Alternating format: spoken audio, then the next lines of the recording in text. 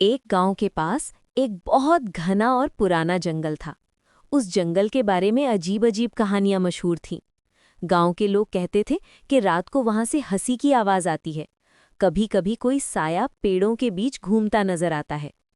इसलिए गांव के बच्चे उस जंगल के पास भी नहीं जाते थे। लेकिन गांव में एक लड़का था जिसका नाम हमजा था। हमजा बहुत क्यूरियस और थोड़ा सा एडवेंचरस भी था। उसे नए राज ढूंढना बहुत पसंद था। एक दिन हमजा ने अपनी दादी से जंगल के बारे में पूछा। दादी ने हल्की सी आवाज में कहा, लोग कहते हैं वहां एक हंसती हुई चुड़ैल रहती है। हमजा हैरान हो गया, चुड़ैल? और वो भी हंसती हुई? दादी बोली, हाँ बेटा, लोग कहते हैं वो रात को जंगल में जोर जोर से हंसती है। उस रात हमजा ने सोचा, मुझे जंगल का राज पता करना ही होगा। अगले दिन शाम को वो चुपके से जंगल की तरफ चल पड़ा। जंगल के अंदर जाते ही हवा थोड़ी ठंडी और अजीब सी लगने लगी। पेड़ बहुत बड़े थे और उनके पत्तों से हवा की आवाज आ रही थी। अचानक जंगल में जोर की हंसी गूंज उठी। हमजा का दिल थोड़ा तेज धड़कने लगा, लेकिन वो हिम्मत करके आगे बढ़ता गया। फिर उसने देखा कि एक पुराने पेड़ के नीचे एक अजीब सी शक्ल बैठी है। लंबी टोपी, पुरानी सी चादर और आंखों में चमक।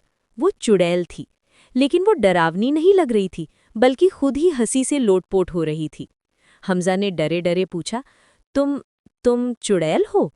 चुड़ैल ने हंसी रोककर कहा, हाँ, लेकिन मैं बुरी चुड़ैल नहीं हूँ।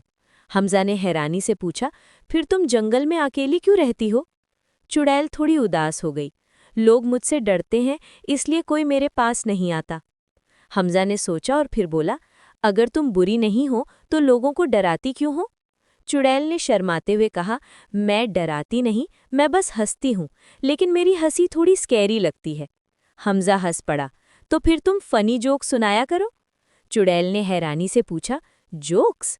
हमजा ने उसे एक छोटा सा जोक सुनाया। चुड़ैल इतनी जोर से हंसने लगी कि पेड़ों पर बैठे परिंदे भी उड़ गए। फिर दोनों देर तक बातें करते रहे। हमजा को पता चला कि चुड़ैल असल में बहुत अकेली है और उसे सिर्फ किसी दोस्त की ज़रूरत है। अगले दिन हमजा अपने कुछ दोस्तों को जंगल में ले गया।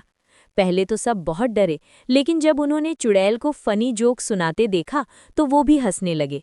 अब जंगल का माहौल बदल गया था। जहाँ पहले लोग डरते थे, अब वहाँ बच्चे पिकनिक करने आते थे और चुड़ैल उन्हें फनी कहानियाँ सुनाती थी। गांव के लोग भी समझ गए कि हर अजीब चीज़ बुरी नहीं होती, और हमजा को सब बहादुर और समझदार लड़का कहने लगे। मॉरल: कभी-कभी जो लोग या चीज़ें हमें डरावनी लगती हैं, असल में वो सिर्फ तन्हा होती हैं। अगर हम उन्हें समझने की कोशिश करें तो अच्छी दोस्ती हो सकती है।